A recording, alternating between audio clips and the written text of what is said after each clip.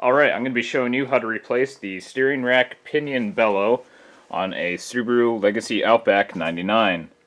This will apply to basically all the 90s Outbacks, and the steps should be similar on most Subarus and possibly other vehicles as well. On this car, both of them are torn. Here's the new one. That is what they look like inside the packaging still.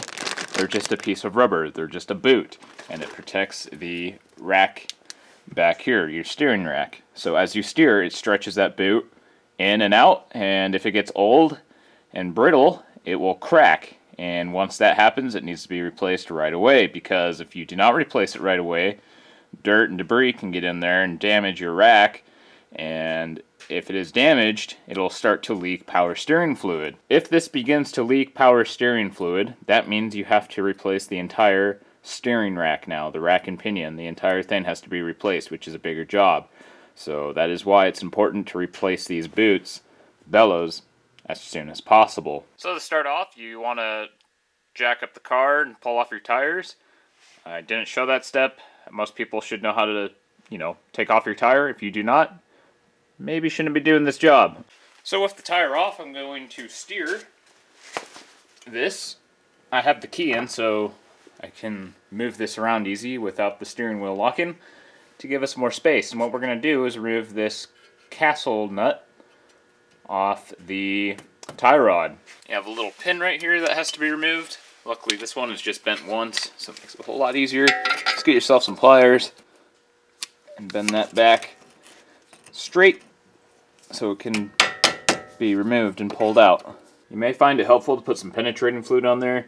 There's some corrosion and rust. That'll help get the nut off, as well as that little pin out of the castle nut. Once you have it off, you can now remove that castle nut, which might be a little rusted on, so it's always good to put some penetrating fluid on it like I did already. But when you're ready to loosen it, it'll be a 19mm. Ooh, and took out the camera. Whoops. But that wasn't actually that bad. Busted it loose. There we go. Yeah, that wasn't that bad actually. Now we can just take it off. Yeah, now with the bolt off, this should slide down, but if it's not because it's rusted, you can put the castle bolt back on upside down here. Like so. Just a couple threads. That way you tap the bottom of the bolt and you don't mushroom the top of the stud here. Now this thing's really stuck on here, so I'm going to put some more penetrating fluid down in there, let it soak, and then I'll come back and see if I can get it off. So with the castle nut back on and a couple good firm smacks with a big hammer, it has come loose. Probably also with the help of penetrating fluid. Let me just unthread this. Like so. And she drops out right there, just like that. For the next part though, we need to actually get this tie rod end off. So to do that, we're going to have to loosen this little bolt nut back here. It's like a little lock nut, I believe it's called. And to do that, you'll have to put this back on. So I just busted this loose so I could. So now we'll just put this back through here for now with the castle nut, just to hold it securely in place. So we'll get a wrench here and a wrench here to bust this loose. Now before you do, this is also your vehicle's alignment, so you should also take note of how many threads this is on. So you can get a little marker and mark it back here, or you can take a measurement to roughly get an idea of where to put this back on.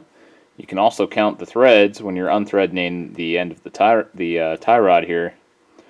This will affect your vehicle's alignment, so the idea is when you're done with this job to put it back as close as possible, and then I recommend taking your vehicle afterwards somewhere to get it properly aligned and done by a professional. And then with this end off here, we'll be able to slide off the old bolt by undoing the old clamps.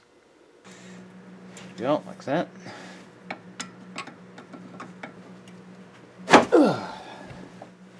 And just like that, that comes loose.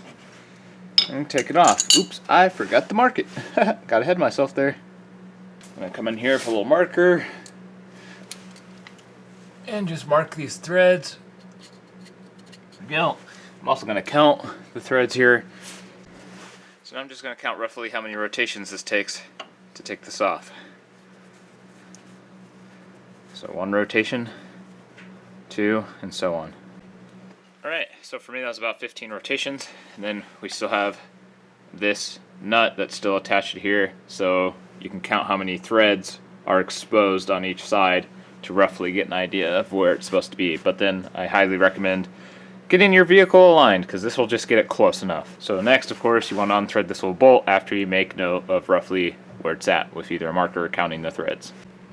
Alright, to get this nut off, if you're having issues like I am because it's so rusted on there, you get a wrench, and on the end of this piece of metal there's some little grooves here, perfect for a wrench. I'm putting that wrench handle against the base of the control arm down there. And then I'm using a deep 19mm socket on the end of the nut there, so when I turn it with the pry bar, all the leverage goes to the wrench on the control arm. And it's slowly coming loose. I also use some penetrating fluid.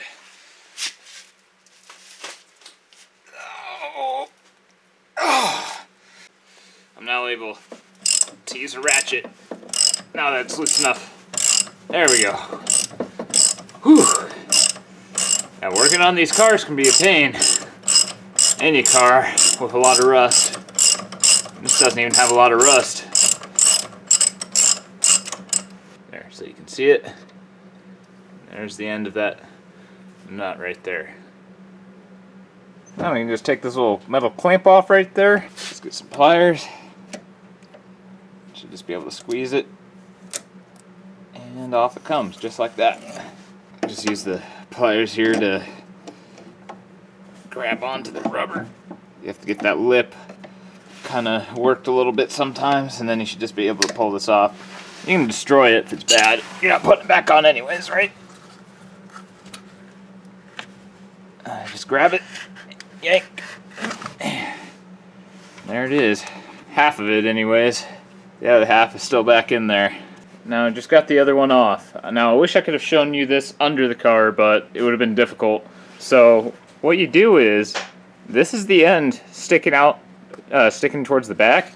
You unfold this part, and when you do, underneath this, see that little groove?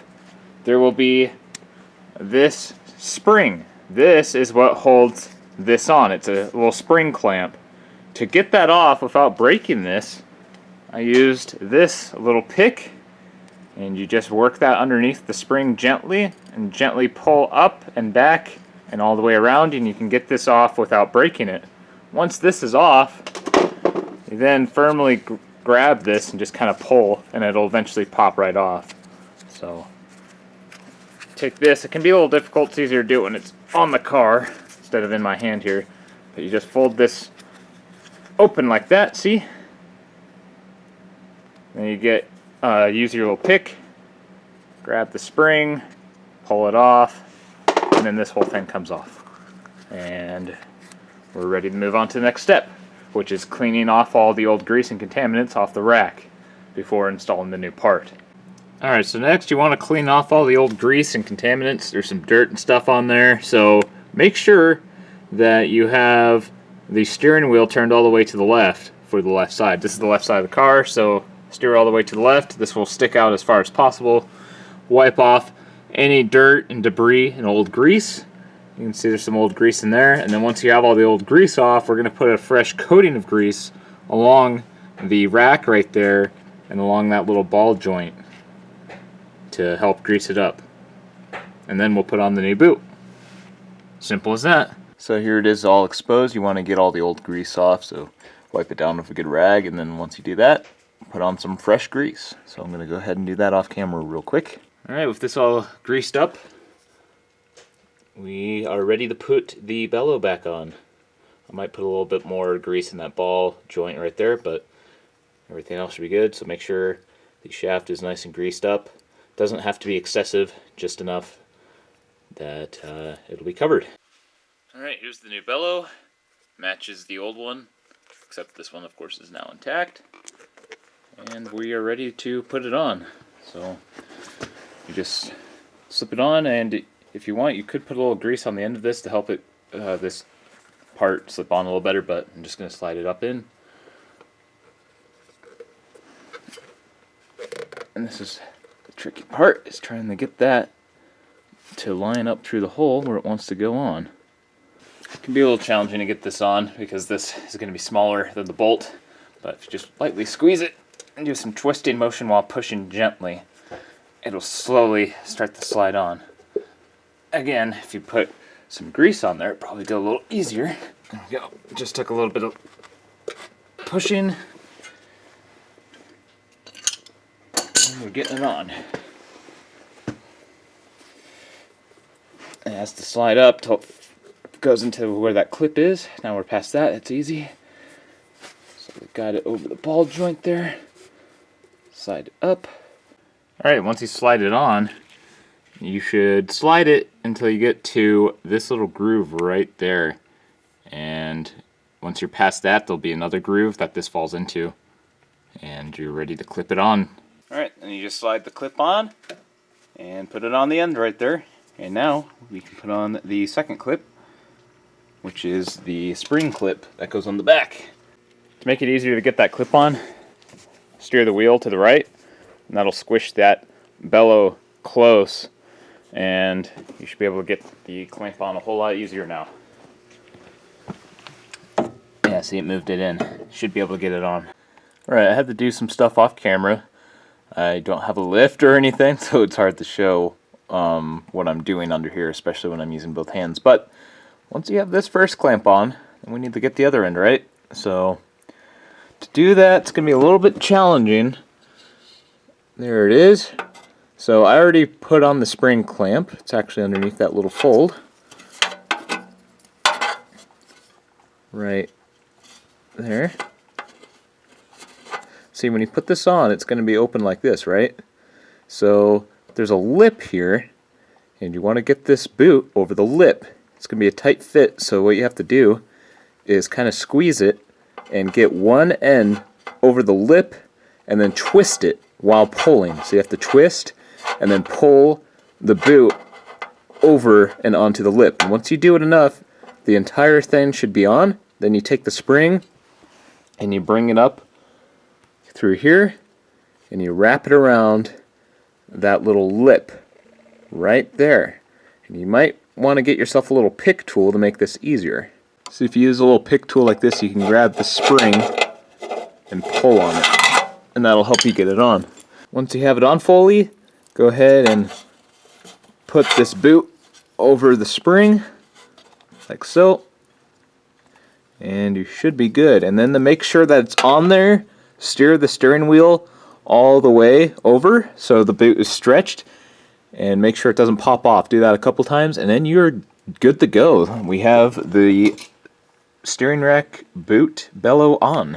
I have the steering wheel all the way over and the boot is stretched and staying on, so we are good to go with the next step of putting the tie rod end back on, is what it's called.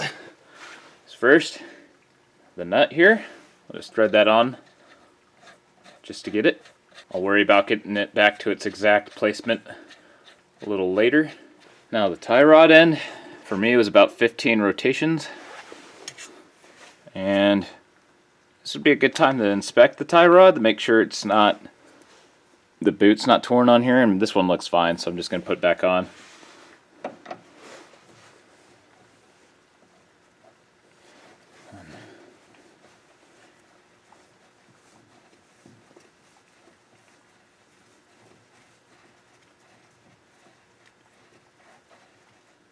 Alright, it's about where it needs to be. I'm going to tighten this. Alright, I've got it pretty close now, so I'm just going to put this back on through.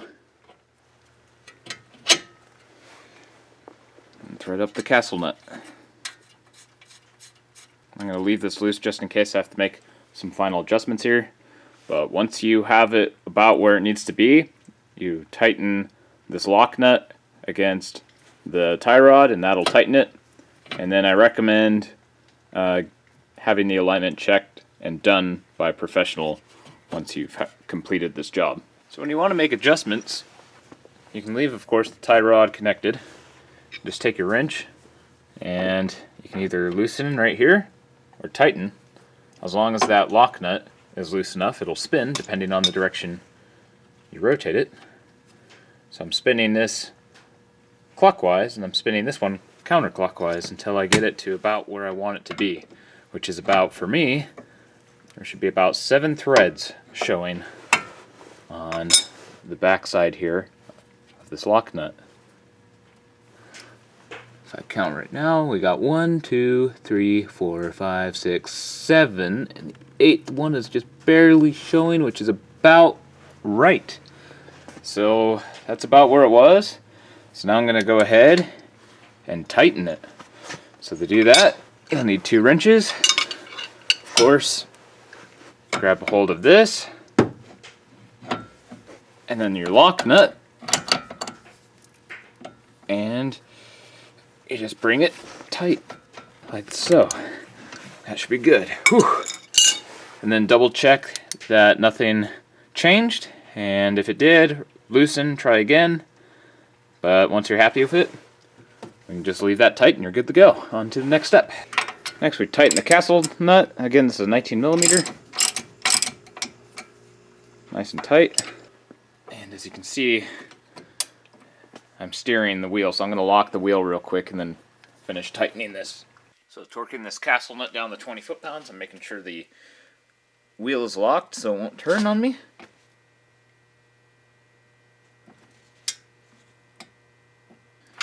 There we go, it's at 20 foot-pounds. Once it's at 20 foot-pounds, I'm going to turn this until the opening for the pin is exposed here through the castle nut. So let me do that for wrench real quick. Oh, that's loosening. Wrong way. We're nice and aligned, we're ready to put the pin in. Alright, now with everything back together, we can put the tire back on. There we go. And that is how you replace the steering rack bellows. It's pretty straightforward, and it'll help protect your steering rack. So it's important to replace them as soon as possible. And with that, I hope your next project goes well, and I hope this video was helpful.